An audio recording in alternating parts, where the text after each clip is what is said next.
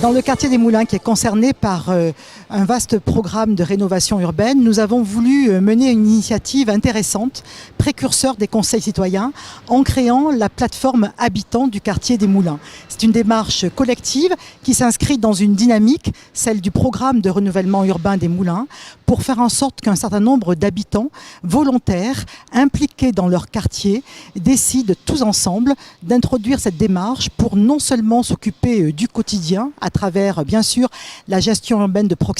pour apprendre à travailler ensemble avec l'ensemble des partenaires institutionnels, des partenaires associatifs, mais également pour être pleinement impliqués dans le programme de rénovation urbaine, pour qu'ils puissent être les premiers ambassadeurs de ce programme qui ne peut se faire et qui ne peut réussir que si les habitants y sont directement associés et sont convaincus que demain, leurs conditions de vie et d'habitat évolueront favorablement. Cette plateforme donc collective a aujourd'hui véritablement du recul, puisque depuis plusieurs années, elle a permis aux habitants d'être acteurs de leur quartier. Elle a permis aux institutionnels et collectivités territoriales de mieux savoir ce que les habitants attendaient d'un projet de renouvellement urbain. Et c'est véritablement une expérience enrichissante des deux côtés et qu'il convient de pouvoir demain, je pense, multiplier pour pouvoir aboutir à une véritable appropriation d'un projet de cette nature.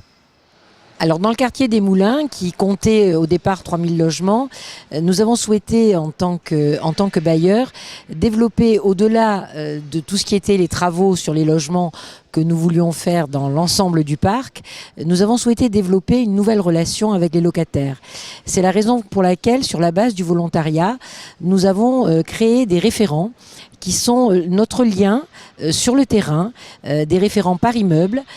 qui se réunissent au quotidien avec le chef d'agence, qui font remonter les problématiques et qui surtout relaient les problèmes que rencontrent les locataires, mais également relaient les moyens que Côte d'Azur Habitat peut mettre en œuvre pour résoudre ce qui peut se passer sur le territoire. Ça fonctionne très bien parce que les gens prennent cela à cœur